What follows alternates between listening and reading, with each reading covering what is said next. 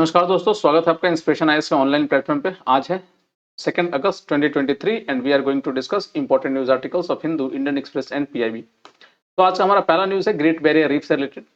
Recently UNESCO ने की world heritage committee ने स्टॉप कर दिया कि that great Australian barrier reef will is out of danger, but warned the world biggest coral reef remains under serious threat from pollutions and warming of the oceans। ठीक है, तो जो पहले ocean को मतलब डेंजर जोन में डाला गया था, अभी उसको वहां से हटा दिया गया है। दूसरा, ग्रेट बैरियर रीफ दुनिया का सबसे बड़ा कोरल रीफ माना जाता है और इसमें large amount of diversities present होती है। ठीक है, कोरल रीफ क्या है? Coral reef basically it is A coral polyp secrete a hard skeleton made up of calcium carbonate which over time forms the reef। देखिए, कोरल जो होता है ना, ये इस तरह का आपको डिजाइन दिख रहा होगा। ये ब्यूटीफुल स्ट्रक्चर्स होता है और इसमें जो जूजेंथेले होता है, पॉलिप एंड मेडुसा होता है, पॉलिप एंड मेडुसा।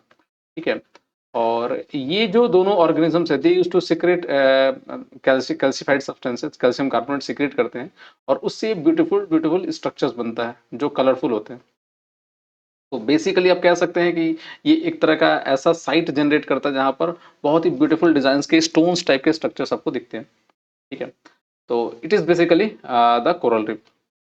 नेक्स्ट, अगर कोरल रीफ जानना है तो हमारे ये जो आई बटन पे आपका एक वीडियो आ रहा होगा, दैट इज डील स्पेसिफिकली, उसमें हमने कोरल रीफ के बारे में डिस्कस किया, उसको एक बार देख लीजिएगा। चलिए आगे बढ़ते हैं। तो बेसिकली तो वर्ल्ड हेरिटेज साइट ने इसको डिक्लेयर कर दिया, मतलब डेंजर जोन से हटा दिया। अब ग्रेट बैरियर रीफ है कहां पर? तो it is located in the Pacific Ocean of the north eastern coast of Queensland, Australia, in the Coral Sea. ठीक है, and it is the longest and largest coral reef system in the world. इसमें लगभग 2500 individual reef है और लगभग जो over 900 islands इसके अंदर में है। And it was designated as UNESCO world heritage site in 1981। Next, much of the Great Barrier Reef is a marine protected area managed by the Great Barrier Reef Marine Park Authority of Australia। ठीक है, and biodiversity के हिसाब से देखा जाए, it is estimated that the reef is home to around 1500 species of fish and around 600 different coral species. Next, अब देखिए, ये वार्मिंग और पॉल्यूशन के चलते बहुत सारे कोरल ब्लीचिंग हो रही है। और कोरल ब्लीचिंग होता क्या है, इसमें बेसिकली जो कलर स्ट्रक्चर्स होते हैं ना, हेल्दी कोरल के जो कलरफुल मैंने बताया था, वो directly convert into this white structures, सफेद कलर के हो जाते हैं और जब ये मरने लगते हैं तो ये ब्लैक हो जाते हैं। ठीक, तो ये कुछ स्ट्रक्चर होते हैं जिसको हम लोग कोरल ब्लीचिंग भी बोलते हैं। और ये कब होता है? When stressed by high temperature, pollutions और other factor, coral expels their zooxanthellae, मतलब जो ऑर्गेनिजम्स होता है जो इसके ऊपर में रहते हैं उनको वो निकाल देता है, and which leads to coral bleaching. ठीक है, and without their symbiotic algae coral lose their vibrant color and become more vulnerable to disease and mortality। ठीक है, तो उसके एल्गी जो होती है वो चली जाती है और जिसके चलते वो फर्दर किस में कन्वर्ट हो जाता है? व्हाइट कलर में, और वो फिर जी नहीं पाता लास्ट में, क्योंकि जो जूजेंथेले या एल्गी होती है वही उसको फूड प्रोवाइड कराती है। Getting it? चलिए, तो this is regarding the coral bleach. Next, recently हुआ क्या है कि हमारे जो इसरो की जो रॉकेट के कुछ डेब्रिस थे, वो ऑस्ट्रेलिया के तट पे गिरा हुआ है।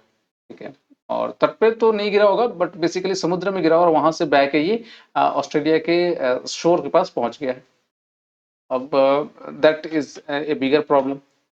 नॉर्मली आमतौर पे जो स्पेस डेब्रिस होते हैं ना, जो हमारे धरती में री एंट्री करते हैं, वो वापस जल जाते हैं, बट ये जो ऐसा कुछ पार्ट्स है जो जला नहीं पूरी तरह से और वो धरती पर आके गिरा। ठीक है, वो समुद्र में गिरा होगा और फिर वेव्स के थ्रू यहाँ तक पहुंच गया। सो क्या है, थोड़ा समझते हैं। तो recently a large object found on the shore of Australian Western Australia a couple of weeks ago has been confirmed to be the debris of an Indian Space Research Organization's rocket। ठीक है, ISRO has agreed with the assessment, saying the debris should be from one of its polar satellite launch vehicle PSLV rockets। And ISRO का stand ये है, as per ISRO the object was most likely an unburned part of the PSLV rocket। As per ISRO the object was most likely an unburned part of the PSLV rocket that launched a navigation satellite for the INS। तो ये जो unburn part है ना, वो शायद IRNSS जो नाविक है हमारा, उसको लॉन्च करते वक्त कोई पार्ट जो अनबर्न रह गया था, वही जो री एंट्री हो रहा था वो 2 महीने पहले, लगभग उसी का पार्ट है ये। That satellite was launched in the westward direction, and it is possible that one of the part of the rocket did not burn completely while dropping back into the atmosphere and fell into the ocean. It could later have been swept towards the Australian shore, and ISRO is still to decide on the future course of the actions. ठीक है, next देखिए दो तीन तरीके reason हो सकते हैं. एक तो प्रोबेबल जो री एंट्री जो पार्ट था और वो ओशन के ड्रिफ्ट के थ्रू चला है, and the debris likely remain unburnt while dropping back into the atmosphere during re-entry and eventually fall into the oceans. Ocean current may have carried it towards the Australian shore, and इसको dispose करने के लिए फिर Australian space agency से बात कर रही है ISRO to determine the next step, including considering obligation under the United Nation Space Treaty. तो यूनाइटेड नेशन स्पेस ट्रीटी के अकॉर्डिंग फिर उसको जो भी नेगोशिएशन होगा किया जाएगा. पोटेंशियल हजार्ड एंड इम्पैक्ट, ये इस तरह के जो ऑब्जेक्ट गिरते हैं, they our life threat to life and property, and the threat to life and property from falling space junk cannot be ignored. Even objects falling into ocean can pose risk to marine life and contribute to pollutions. Recorded incidents, so far there are no recorded incidents for falling space objects causing significant damage on Earth, and instances of debris falling over land have generally occurred into the uninhabited areas. Okay, so these are certain provisions. चलिए अपने अगले news पे चलते हैं. अपना अगला जो news है वो PM street vendors Atmanirbhar Nidhi, that is PM Svanidhi scheme. And this PM Svanidhi scheme is basically for the hawkers. ठीक है. The Union Housing and Urban Affairs Ministry recently set a new target for its PM SVANidhi scheme for street vendors. ठीक है. About PM Street Vendor Atmanirbhar Nidhi SVANidhi scheme, it was launched by the Ministry of Housing and Urban Affairs on June 1, 2020. And the purpose is to provide affordable working capital loans to street vendors to resume their livelihood that have been adversely affected due to COVID-19 lockdown. तो lockdown के चलते जो street vendors को जो loss हुए थे उसको कहीं ना कहीं उनको एक अफोर्डेबल वर्किंग कैपिटल देने के लिए स्कीम चलाया गया था. And it is a microcredit facilities that provides street vendor with a collateral-free loan of rupees 10,000 with low interest rate below 12% for a period of 1 year. ठीक है, एक साल के लिए, and helping the vendors in getting back on their feet financially. The duration of the scheme initially was until March 2022, and it has been extended till December 2024, with a focus on enhanced collateral-free affordable loan corpus. It increased adoptions of digital transactions and holistic socio-economic development of the street vendors and their families. ठीक है, तो ये कुछ provisions है आपके PM Svanidhi scheme से related. Next, इस scheme की बेनिफिट क्या है? Vendors can avail a working capital loan of up to rupees 10,000 which is repayable in monthly instalment in the tenure of 1 year. ठीक है, एक साल में दिया जा सकता है. And one timely early repayment of loan and interest subsidies at the rate of 7% per annum will be credited to the bank accounts of beneficiaries through direct benefit transfer on a quarterly basis. There will be no penalty on early repayment of the loan, and the scheme promotes digital transactions through cashback incentives up to an amount of rupees 100 per month. ठीक है, तो ये कुछ schemes है.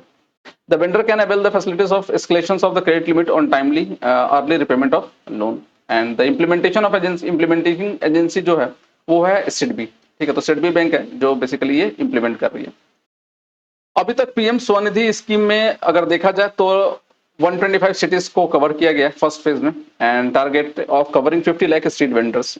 10 lakh application already received from street vendors and 3.5 lakh loans sanctioned and 15 lakh loans disbursed. तो that is regarding the PM Svanidhi scheme. Next है Akira ransomware. Recently Akira ransomware recently news में था. और जैसे कि आपको नाम से मालूम चल रहा होगा, ransomware means basically it is a virus which used to ask for the ransom. So recently the computer emergency response team of India issued an alert for ransomware dubbed Akira. And about Akira ransomware, it is designed to encrypt data, creates a ransom notes and delete Windows shadow volume copies on affected devices. ठीक है, तो एक तो encrypt कर देगा data को, और window के जो शैडो वॉल्यूम्स है तो उसको भी इफेक्ट कर देगा. And the ransomware get its name due to its ability to modify file names of all encrypted files by appending them with the .akira extensions. मतलब जो भी अगर मान लो फाइल को इन्फेक्ट करता है उसको .akira extension से उसको लॉक इनक्रिप्ट कर देता है. Hence this is the Akira ransomware. The ransomware is designed to close processes or shut down Windows services that may keep it from encrypting files on the affected system. And it uses VPN services, especially when users have not enabled two-factor authentications to trick users into downloading malicious file. ठीक है, And the ransomware also terminates active Windows services using the Windows Restart Manager API, preventing any interference with the encryption processes. It is designed to not encrypt program data, recycle bin, boot system, volume informations, and other folders instrumental in system stability. ठीक है, तो these are provisions of the boot system. ठीक है, तो इस तरह से वो encrypt कर देता है. दूसरा, it also avoid modifying Windows system files with extensions like .syn, .msl, and .exe. Once sensitive data is stolen and encrypted, the ransomware leaves behind a note named Akira readme text, which include information about the attack and the link to Akira's leak and negotiation site. ठीक है, तो कैसे इसको किया जा सकता है negotiate. And each victim is given a unique negotiation password to be entered into the threat actor's Tor site. जो अटैक किया है उसने बकायदा अपनी एक साइट बना रखी है और वहां पर नेगोशिएशन पासवर्ड दिया गया. वो पासवर्ड डालने से वो नेगोशिएशन कर सकते हैं आप. Unlike other ransomware operations, this negotiation site just include a chat system that the victims can use to communicate with the ransomware gang. तो उस गैंग से बात कर सकता है. ठीक है. Next, last, how does ransomware infect devices? Ransomware is typically spread through spear phishing emails that contain malicious attachment in the form of archived content, zip files. Other methods used to infect devices include drive-by download, a cyber attack that unintentionally download malicious code onto a device, and especially crafted web links in emails, clicking on which download malicious code. The ransomware reportedly also spread through insecure remote desktop connections. तो remote desktop connection से भी insecure जो remote desktop connections है उससे भी ये download हो सकता है. ठीक है, so that is regarding the ransomware infect devices. So this is regarding the Akira ransomware. चलिए अपने नेक्स्ट न्यूज पे पहुंचते हैं. जो नेक्स्ट न्यूज है वो ट्रांसल्यूनर इंजेक्शन से रिलेटेड है. रिसेंटली अपना जो चंद्रयान मिशन है वो मून के तरफ जा रहा है. तो इसकी शायद अर्थ बाउंड जो मैन्यूवर है वो कंप्लीट होने वाली है and it is going towards the moon. So the Indian Space Research Organization recently performed the Translunar Injections to slingshot Chandrayaan-3 towards the moon. ठीक है, मून के तरफ में ये भेजा जा रहा है इसको. ये ट्रांसलूनर इंजेक्शंस क्या है? It is a critical manoeuvre perform during space missions to send spacecraft from earth orbit to a trajectory that will take them to the moon. ठीक है, वो मून के तरफ दे जाएगा. It is a key step in lunar mission enabling spacecraft to escape earth's gravitational pull and travel to the moon.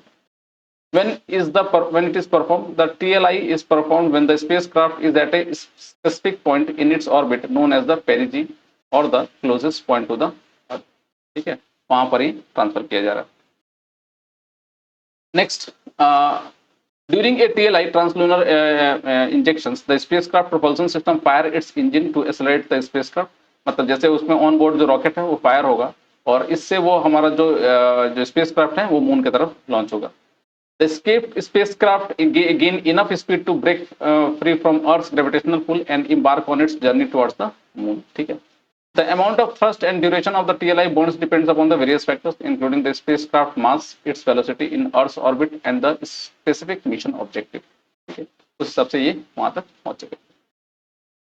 So last ये कुछ इस तरह का होगा जैसे ये अभी अर्थ का चक्कर लगा रहा है ना अपना चंद्रयान. ये फर्दर यहाँ से इंजेक्शन होगा प्रोपल्शन सिस्टम, तो ये इस तरह डायरेक्टली चला जाएगा मून की तरफ में and it will start decreasing the moons orbit.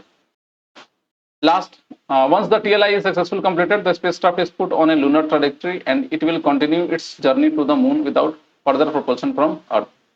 After the TLI, the spacecraft typically enters a transfer orbit, which is an elliptical path that intersects the moon's orbit.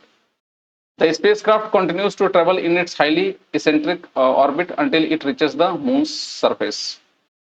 As the spacecraft approaches the moon, it may perform additional maneuvers such as lunar orbit insertions to enter into the lunar orbit or land on the lunar surface, depending on the mission's goal.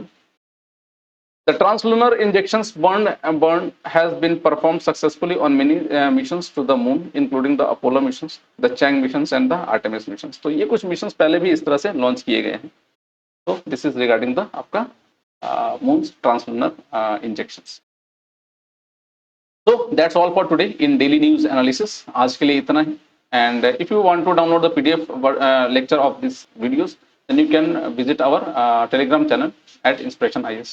Alternatively, you can also follow our social media pages like Facebook, Instagram, and YouTube channel for such other video contents. And please do subscribe to our YouTube channel and our Facebook page for such other video contents. Thanks for watching. Please do take care of yourself.